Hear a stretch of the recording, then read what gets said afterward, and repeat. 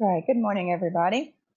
Apologize getting started just a few minutes late. My computer rebooted on me. So I still have a few people still hopping on, it looks like. I'm going to give everybody, I'm going to give about another minute or so and let everybody come on in.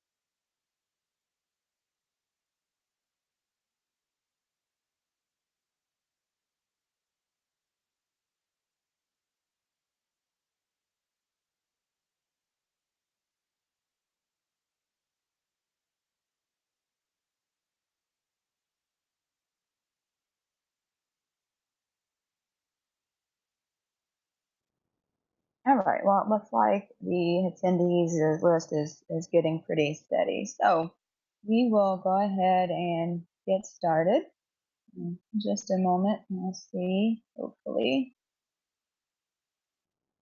Field Force Services pop up. And so today, I just wanted to tell everybody happy Monday. And today we're going to do, this is our second value add services webinar. We are going to be talking about the accidental death dismemberment benefit, as well as fraud protection and telemedicine. So again, just like we did in the last series, kind of spend a brief moment on what they are, where you can find information on them, as well as how to position them to the employer so that you can maximize enrollment and ultimately sell more Aflac and make more money. So we'll get started with the accidental death and dismemberment. And one of the biggest questions that I get a lot of times is kind of, well, what is that and where can I find information? So show you that first. I personally, there's a few ways you could go to get information in here. You can go under products and services from the Field Force Services homepage, and under products and services, it has you'll see products, you'll see services, and then you see the Aflac value add services. So you can click on the value add services. Again, this would be an individual product value add service. And then here's the quick reference guide. Here's some frequently asked questions. And here you have the accidental death and dismemberment coverage with travel services listed here. So that is absolutely one path you can go to get information. I personally, because that doesn't tell me all that I may want to know, like who pays for it, is it available in Pennsylvania, is it available in New Jersey, is it available in Delaware? I need to know all that as well. That's why I prefer to, under Selling Aflac, to click on the Everwell tab. The Everwell tab, you just go about halfway down the page, and then you'll see these boxes as well. Here, what we can do is if we click on for your particular state that you were questioning. So let's say I wasn't sure if this was available in Pennsylvania or not. I am going to select Pennsylvania. And then in the second drop down menu where it has Everwell, then I'm going to go and I'm going to find accidental death, and it's listed right here. So it has the value add service for accidental death is available, obviously, in the state of Pennsylvania. And then after the underscore, it has HQ. So that is the indication of who can fund that or who can pay for it. For example, we're going to talk about fraud protection as well. Under the fraud protection, this lets me know this can be either Aflac paid, like Aflac funded for HQ, or the employer funded. So there's an option as to who can actually pay for that. We know the value add services, AFLAC will pay for one service for a full year. So if an employer wanted maybe the accidental death and the fraud protection, then they could have both. They would just have to pay for, let's say, the fraud protection, because the accidental death cannot be employer funded, but the fraud protection can. So we would do accidental death is AFLAC paid for, fraud protection is employer funded. And so we do see that it is available in Pennsylvania. And so if I click on the accidental death, then that just answered two questions before I've even gotten into the value add service information. One, it is available in that particular state. And two, it has to be funded by AFLAC. So two questions just from those two drop-down menus answered. So now we're looking at the state of Pennsylvania, but I'll switch it over to New Jersey. And again, so same with New Jersey. Here's the accidental death. Does have to be AFLAC funded. And this is where I can go to get information such as the flyers, such as what's next, frequently asked questions, specifically about the accidental death and travel services. And so the thing to keep in mind with the accidental death and travel services, just a few things about it you'll need to know up front, is one, in order to offer it, because there is a death benefit, accidental death and dismemberment, the agent has to be licensed in life. So if you don't have your life license, you cannot offer the accidental death and dismemberment with travel services benefit. So that's the biggest thing. The second thing is you'll notice here under the cells, it gives me an excluded SIC list. And so this lets me know, hey, if it's one of these types of businesses, then we can't go in there and offer the accidental death and dismemberment value add. So if it's a utility company or communications, transportation and pipelines, lumber and wood products, agriculture and forest. So if it's any of these particular industries, then we can't offer that particular value add service. So you need to know that before you go in. So we don't want to overpromise and then have to come back and be like, oops, my bad. Sorry, you can't have it. I was just kidding. That's not in a position we ever want to be in. So know that before going in. So before AD&D even comes on the table, make sure that either you or somebody who is going to be, with you or helping close that account does have their life license. And then B, make sure that the account that you're going into or the company that you're going into does not fall under one of these particular industries. Again, this excluded industry list can be found under Selling AFLAC. Click on Everwell, scroll down to the drop down boxes, click on the state that you want, and then after you click on the state, second drop down menu, click on the accidental death as the products you want information for, and then it's under the cells. So again, we're going to have in here the employer flyer, there's an employee flyer, the what's next, employee tips. These are all things that you can use as handouts. You can save them as a PDF and email them out. You can print them, whichever, is your preference, you can use. Here is the policy summary, and here's travel assistance with card. And so when we click on that part, you let us know, hey, 24/7 travel emergency companion. And here's a little card that they can cut out, stick in their wallet, stick with their passport, stick with whatever. And so they know they can call this number and basically get help. Here's a list of everything that this service provides. So in addition to the accidental death and dismemberment, it also provides the travel services. So it will help them with currency exchange rate, if they need to know where a particular U.S. embassy is, weather information. It can give them information as far as, emergency evacuations, return of traveling companion, dependent children, all of these type of things. These are all things if something were to happen and you needed to say you were traveling overseas to a different country. You had a medical emergency come up. You call this 1-800 number and they will help you make sure that you get where you need to be, whether it's back to the US, whether it's to a US embassy for treatment, whatever the situation is, you have a 1-800 number that will help you with all of that. They also help with lost or stolen luggage. They can help with translation services, emergency travel arrangements. Um, all of these things are included along with the accidental death and dismemberment.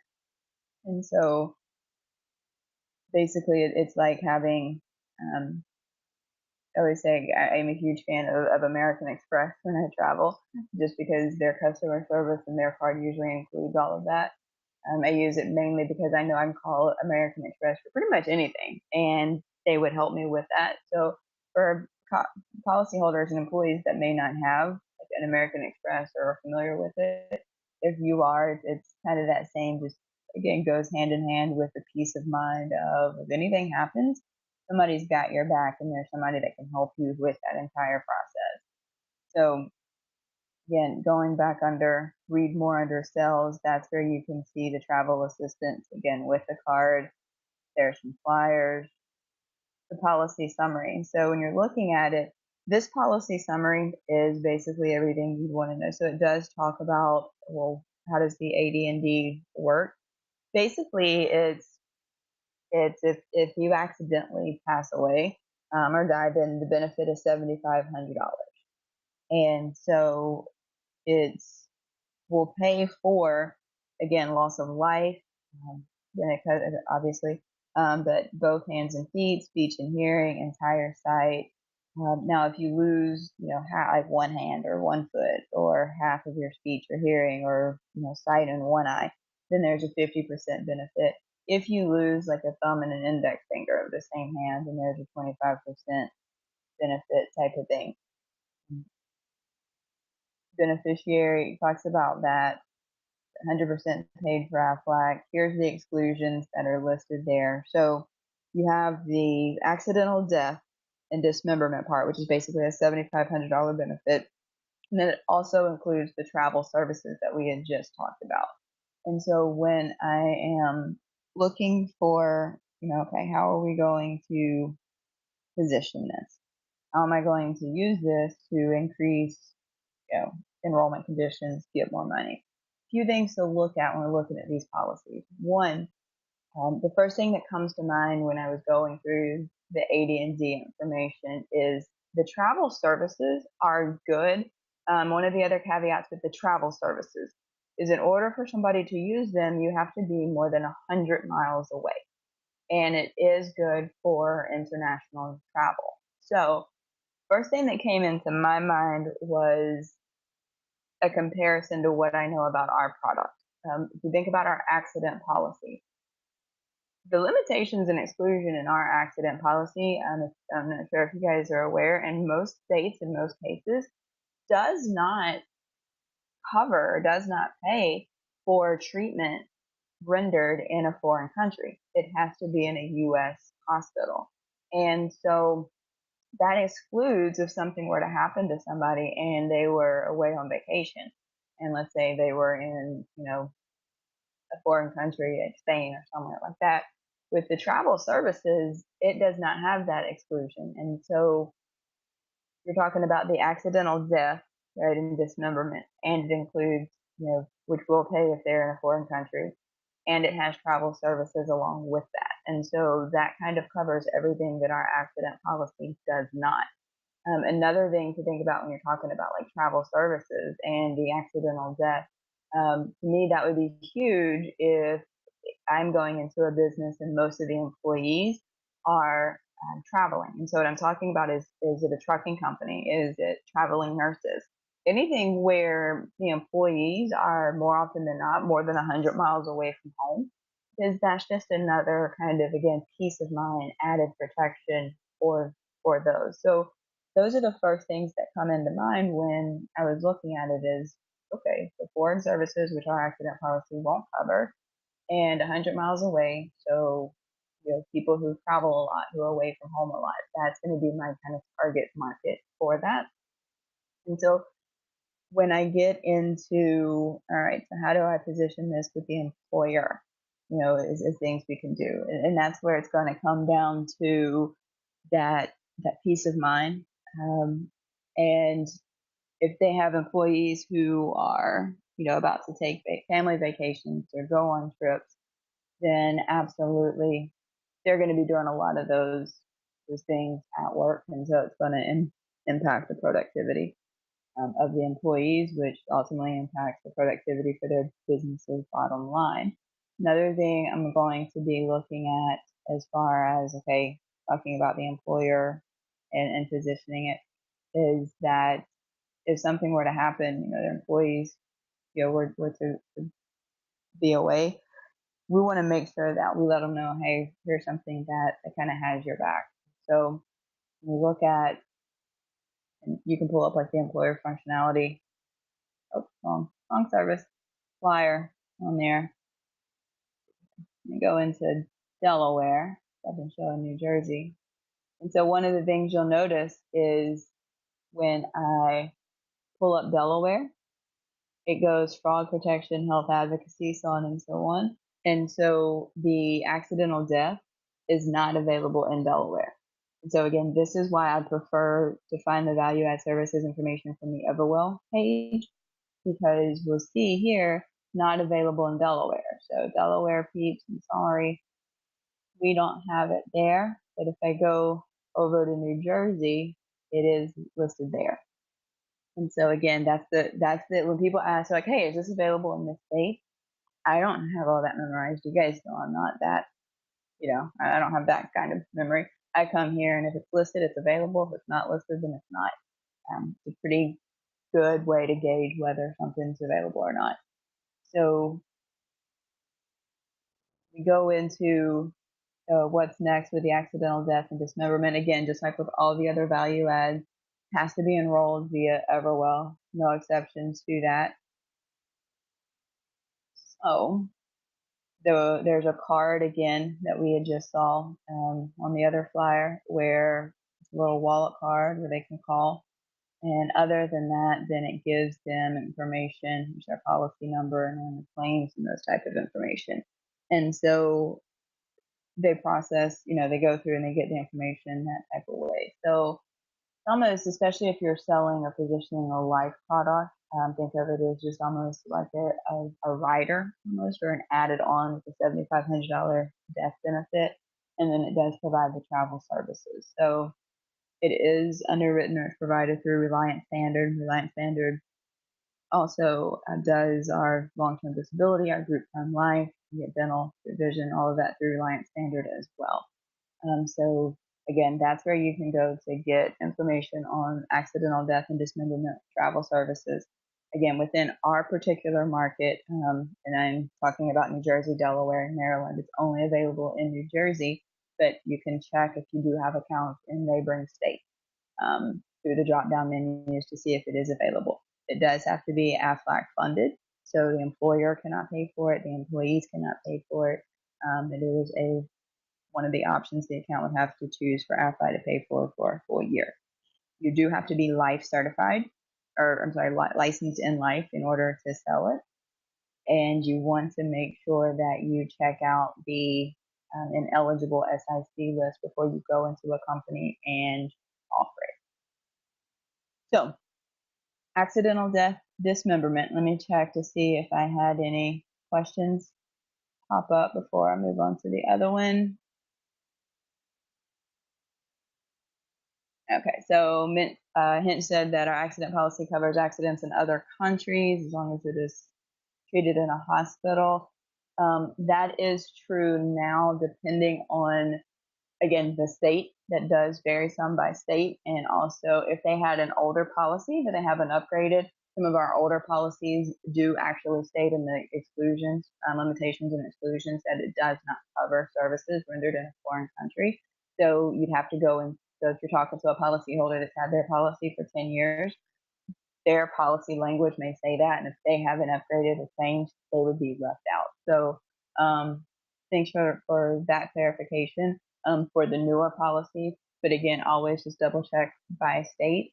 And I'm not sure with the older policies if it does have that information or not. So, all right, that's all that I see as far as anything with our accidental death and dismemberment. So, the next one we will move on to after the accidental death and dismemberment is we're going to talk about telemedicine. So, telemedicine, and that's been around for a while. So, I'm not going to spend as much time going into exactly what that is. So, that would, again, select New Jersey. Under the value add services, I see that this can be either paid for by AFLAC or it can be paid for by the employer. And so again, with the value add services, if it has headquarter or AFLAC funded, that means that an employer or a company can choose one service, right? So to say there's 6 available that AFLAC will pay for. They only get to choose one that AFLAC will pay for.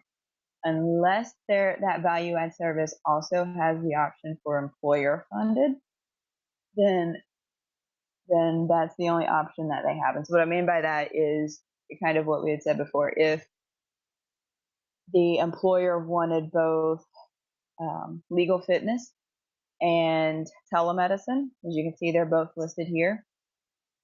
Telemedicine can be paid for by the employer where legal fitness cannot. And so to set that one up, how we would have to do that would be because legal fitness can only be paid for by AFLAC, that would be their free one. And then telemedicine would have to be paid for by the employer. If the employer wanted both legal fitness and accidental death, they couldn't have both because both of those can only be funded by AFLAC, and AFLAC will only let them choose one. So they would have to choose either accidental death or personal wellness this year, and that's all they could get. So this year they may decide to go with the personal wellness. They'll have that for a year. Fast forward a year later, if they like the personal wellness, they could keep it. If they wanted to switch over at that point to the accidental death, they could, but they would lose the personal wellness. And so I just want to kind of clarify on that. So, but with the telemedicine, going back to that, or we're going to look at the AFLAC funded first. A few things to keep in mind with the telemedicine or the MeMD is that, oops, go back into New Jersey. Didn't like what I was doing there. AFLAC funded here. All right. So when we go into the telemedicine, it's going to, again, have the same, go under the sales information, the employer file, the employee flyer, what's next, frequently asked questions. It's going to have the open enrollment documents that we need, the activation for the employees, as well as a wallet card, and then there's an employee introduction. So everything that you would need if you do decide to use telemedicine as far as giving, open enrollment documents, employee activation, what they need to do can all be found right here. And so here's the flyer information on it to go into pulling that up. Again, you can see most of them are just one little page here, and talks about reduced absenteeism. It's great for the families, easy to access. It keeps your family $25 a visit. So the thing to keep in mind with telemedicine, if AFLAC pays for it, it's still not a completely free service. And what I mean by that is it doesn't cost the employer anything, but when it's used, there is a $25 kind of copayment, if you will, or fee to use it. And that includes the diagnosis, treatment plan, and the prescriptions. So telemedicine is just that. It's a phone-in service. If I wake up and, realize that I feel like I have strep throat or feel like I have, a sinus infection, then I can log on, I can call, pay $25, speak with a doctor. They're going to ask me some questions. I'm going to go through basically the entire diagnosis process. They're going to say, okay, well, you need these antibiotics. I'm going to call you in a prescription or send over a prescription. Which pharmacy do you use? Boom, it's ready to go without ever having to leave my house. And so when we're talking about the telemedicine, a few things have come up in the past that I want to make sure that you guys are aware of, or probably the past just in conversation. And so ways to kind of overcome those um, telemedicine information. So going to the what's next, I'm just kind of pulling these up. So let them know, hey, here's what they need to do here. They log on to their account. So all this information's here. But essentially, a few things that have come up with conversation is, well, if I go into a business and they offer major medical, their major medical already includes the phone service. So this is irrelevant, right? I can't use it because their major medical already has it. That's the first kind of obstacle or objection that I hear to it. So here's a few things to know about that. Is one, we're using this to maximize enrollment conditions. So is if their medical service, their major medical includes it, my first question is going to be, but are you paying for it? And so what I mean by that is a lot of major medical companies, let's say Blue Cross Blue Shield, right, or Anthem, it's included in their medical plan, but it's included for an extra fee per month. And so let's say an employer is paying $150 per employee per month, because that includes telemedicine. If they were to remove that option from their telemedicine or from their major medical plan, instead of paying 150, then they may only have to pay $130 per month per employee. And so when you look at that's a $20 a month savings per employee, they have 200 employees. That's a pretty good savings that they're getting. So that's going to be my first question. The second question, and this is regardless of if they're paying for it or not, is what's the utilization of it? Because chances are, just in my experience, is that even if it is included in their major medical plan, I would be willing to bet most of the employees don't know about it, because when people sign up for their major medical, they're usually handed a packet or a booklet. And the first thing they look at is the key features, like what is my deductible, what's my co-payment, what's my co-insurance, what's covered and what isn't. The telemedicine services are usually like either buried somewhere in the middle towards the back in like a 1 or 2 paragraph. And so they have it, but if the employees aren't using it because they're not aware of it, what's the point in having it? And so with the telemedicine, because we need to see at least 75% of the employees, we can make sure that they know and are aware of this service. And then third, if they have it and it's offered through their major medical, when the people do use it, it's counted as like a claim or a ding towards their usage. And so that's going to have a direct impact on their premiums moving forward. Because premiums for major medical are usually calculated based on usage. And so while they're thinking, okay, well, no, I didn't actually go to the doctor. But if you're using the telemedicine service provided through the major medical, it still counts as being utilized or used. And so yeah, we want people to use it. But the more people that use it, that's just going to drive premiums up year after year. And so they could use the telemedicine, get the same services, and it not go towards their major medical usage. Make sure that we get it communicated to all the employees so that they do use it. And so when we're talking to the employer, those are kind of the resistance path that we get is, oh, it's included in my major medical, or my employees already have it, or those types of things. But that's how we need to respond to those is, are you paying for it? Are your employees using it? And if they are using it, are you aware that it's counting toward your claims? And so that can be driving up your premiums year after year. So when we talk about the telemedicine, those are a few things there. Talking about how to use it. Even if an employer does have major medical, and let's say that the copayment is only $25 if they need to go to an urgent care or somewhere like that. And they're like, well, what's the purpose of that? It comes down to a convenience thing, right? If the employees can have this, again, at no cost, And let's say I'm a single mom and I've got two small kids at home. Well, at 2 o'clock in the morning, my oldest comes to me burning up with a fever, um, or really, really sick. Two options at that point. Would I want to get the oldest child ready, then wake up the younger child, right, at 2 o'clock in the morning on a school night, get everybody together. Let's say it's raining outside or cold or snowy. You guys get the idea. In the middle of the night, have to go to the emergency room or have to go somewhere to see, or would I rather, be able to let my other child sleep, not have to get dressed, not have to go out into the bad weather, log onto my computer, 24/7 access to a doctor, log on, say, here's my child, he's sick, it's this and that, and they say, okay, well, it's this, the prescription will be ready in the morning, you go and you get the medicine. Okay, so it comes into a convenience factor, even if they already have it. Also, it is good for the employee, the spouse, and any dependents that they have. So maybe they just have, major medical for themselves because the cost to cover their family was too high.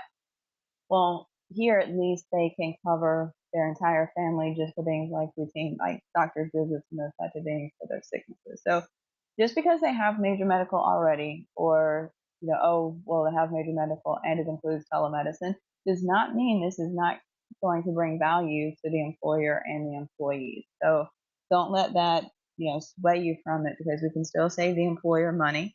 Um, and the employees, like I said, even if they already have it, or even if I had really great insurance and I'm an employee and I don't have a copayment. There are some plans out there where they're, medicine, if you have to go to, acute care or something like that, there is no copayment.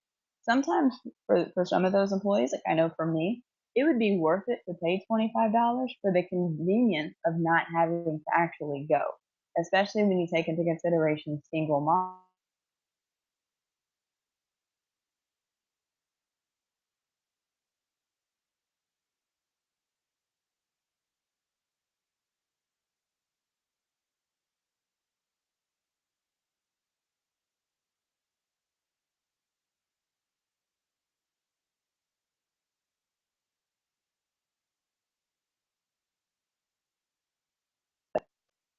Telemedicine information can be listed there. Now, telemedicine can also be sell in New Jersey. So let's see, if I go under Delaware and we're going to have telemedicine. So telemedicine is available in Delaware. So that was AFLAC funded, again, employer funded to be here. And again, if I wanted to know, well, how much is this going to cost, right? You choose the state, you choose which value add service you want. And then if I want this to be employer funded, then it's going to give me basically the rate sheet here. So to let you know how much it costs depends on the size of the company. And so if they have 3 to 99 employees, then it's $2 per employee with a minimum of $15 a month. If it's 100 to 1,000 employees, then it's $1.35. And then if it's more than 1,000, obviously it's 95 cents per month. So there's the pricing for it. That's another question you get a lot. And the employers would just have to pay EMD directly. They'll get an invoice to fill it for it as well. So again, if you wasn't sure how that worked, you can go here, and here is the billing process. Again, this just went into effect earlier this month, so it'll let you know, hey, here's everything that you would need to know, where they're going to get an email from, so you can familiarize yourself with this before you go in if it's something that the employer wanted to do. And actually, those, like, the prices did change. So again, it's eight. So I guess eight's the minimum. 8 to 99 is $2 a month. And no, it's the same prices. Sorry. So to let you know, it talks about Piedmont accounts in here. So there's information on that. And so here's the entire billing process. So if you have questions about what does that look like, or you want to make sure that the account knows what to expect. Because one of the biggest things with me and D that we experienced was we were selling a lot of it, but before it was Aflac funded, or an option to be Aflac funded, people didn't realize, or people were saying it thinking it was a free service, and it wasn't. So now it can be one of the value add services that Aflac funds, or the employer can pay for it themselves directly. And again, going back to even if they already have it, $3 a month max for employees, pretty good when you think about what their savings could be on their medical premiums, and then also what their savings, you know, if they start using this, then and the employees will know about it because we're seeing 75% of the employees and can make sure that they're aware of it and know how to use it. If they start using this as opposed to going to the walk-in clinics or going into the like patient first or the kind of acute care places, then that could also long term for the employer see a decrease in usage against their major medical as well. So kind of a win-win all the way around, even if they do have it. So again, this is where we'll go for there's what's next, employee and employer flyers, the rate sheets, the billing process, and again, frequently asked questions listed here. Here are some of the SABA training courses if you wanted to take those as well. So that's the biggest thing with the telemedicine. And last but not least is we are going to talk about our wonderful fraud protection. Fraud protection in most states is another one of those where it could be one of the free, one of the 6 ones that are offered for free or that Aflac will fund, or it can be one that the employer pays for. So it's again the value add services for fraud protection is through Easy Shield. Now, if you have not already signed up for Easy Shield yourself, I definitely recommend it. Didn't know if you're not aware, it is available to agents as well. There's one question is like, well, which value add services can I get as an Aflac agent? The only one right now that you can sign up for is the Easy Shield. So then when I ask people, I'm like, what do you have the Easy Shield? Like, oh, no. To me, that's the best way to understand what the process is and to know how to sign people up and to sign up for it yourself. And so most of the questions that you get, you'll be able to fill and answer because you've gone through that entire process yourself. And so here's some flyers on it. The what's next. There's a buy up flyer. So one of the things I've had before is people will say, well, no, I've got the Easy Shield, but when I log on, or they say, hey, one of the employees called me because they said when they logged on, it was asking for their credit card information. One, and that's why I say just go sign up for it yourself because it is a fraud protection. So that's why you have to know kind of what the system's looking for. It can only monitor information that you put in there. And so you can sign up for it and you put in like your address and your social, it will monitor that. You can have it monitor certain credit card accounts and certain bank accounts and those types of things. You have to enter that in. It does also have additional services that are optional that they can pay for themselves. So like the base, just monitoring is free. But if they want to participate in some of the extra services that Easy Shield offers, they have the option to kind of level up or do that if they want. And so there's a little flyer that will kind of let them know, hey, if you want the family ID restoration, right, it's $1 a month. If you want your quarterly credit score, then that's $1.95 a month. If they want the credit monitoring to let you have any changes, that's $2 a month. If they want all three, it's $6.95 a month. If they want public records, it's $1.95. So these are all optional. They don't have to participate in them at all. But if they do, it just lets them know, hey, this is kind of like an a la carte menu of extra services in addition to the free monitoring that you can sign up for. And so you need to be prepared or just kind of let them know, hey, they may say, well, does it offer credit monitoring through all three bureaus? And you say, well, the free plan does not, but you can add it for $6.95 a month. And I promise you there's nothing out there today that will give monitoring through all three bureaus for $6.95. So not really the discounted rate, but because Aflac's paying for their monthly membership already, they only have to pay for that service, and there's no other service out there that you could get for $6.95 a month for all three. And so that is when we're talking about the Easy Shield. And again, that's the employer funded here. So there's the buy-up flyer. The rate sheet is going to be listed here as well. And again, if the employer wants to pay for it, then it depends on how large. If it's less than 250 at $6 per employee per year, and that's not a monthly fee, that's just annual, that's per year. If it's more than 250, then they can either do annual at $6, or they have the option to do a monthly at 50 cents per employee. All employees are signed up for it, regardless as to if they, oops, that happened, go and sign up for it themselves. And so what I mean by that is it automatically covers all of the employees that are on this census file. And so again, Easy Shield is one, again, it has to be enrolled through Everwell.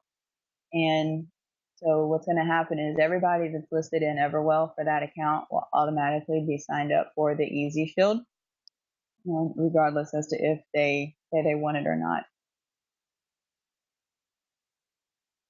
So they will automatically have it. Now they'll have to still log on and activate it, but it is automatically something that is provided to them.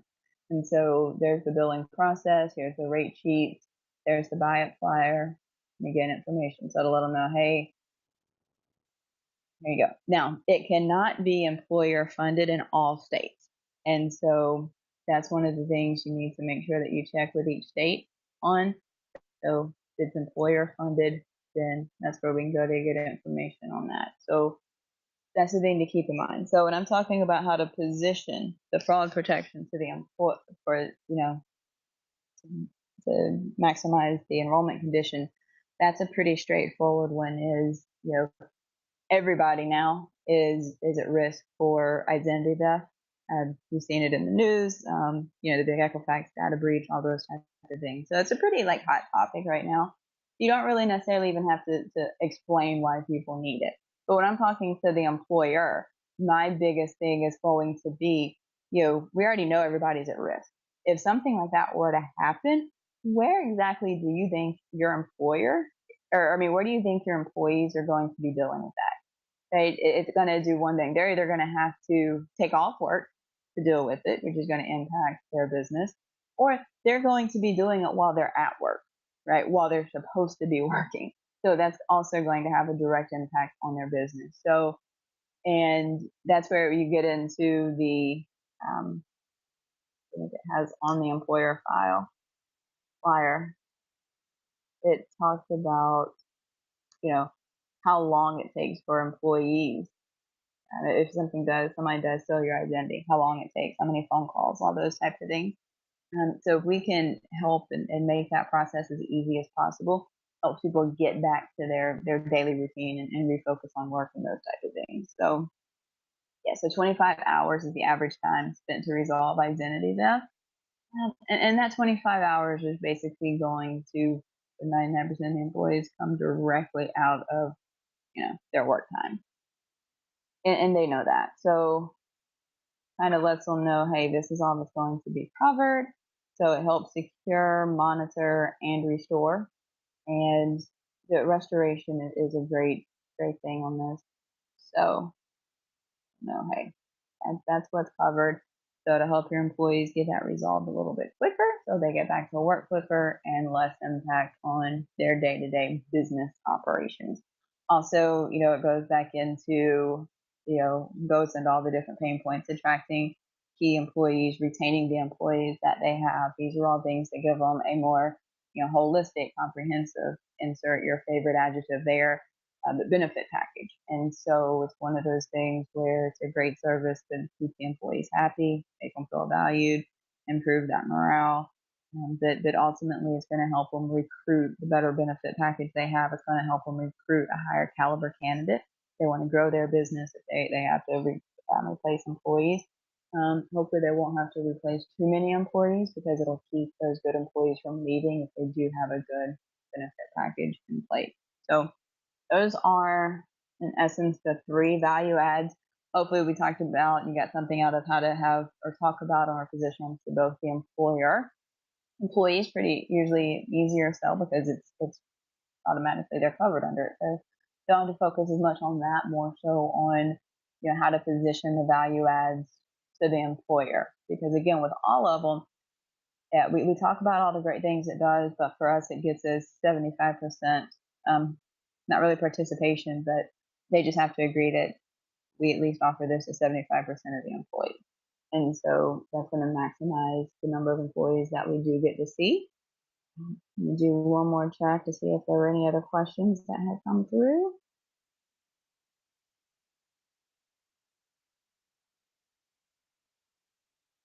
And so I don't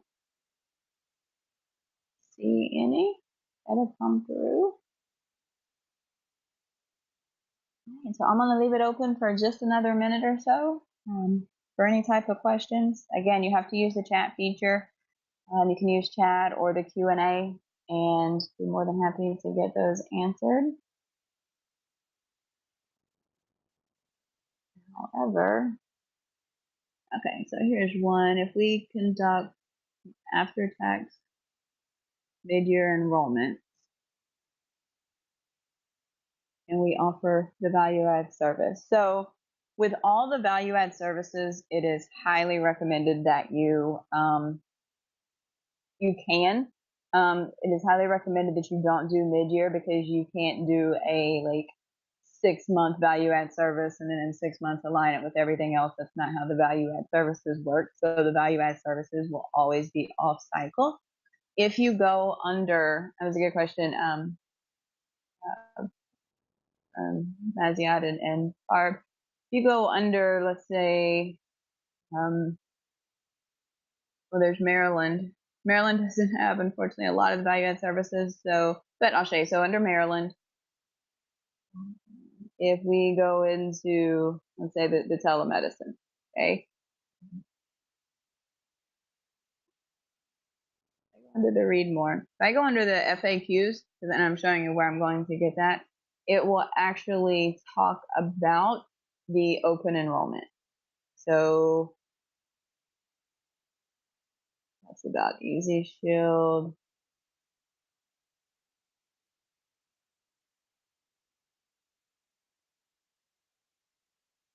There we go. So beginning of page 5, it talks about can you add value-added services in the middle of a plan year? So it will give you all of the details there. So my answer to that is if you check out the frequently asked questions on page 5, it will address that question directly. And it's not just with the disability and life, it's with any of the value adds because they all kind of work in the exact same way, where it goes for a year. So hopefully that answers that question. Good question on those. And I'll leave it open just for a few more minutes to see if there's any more questions that come through.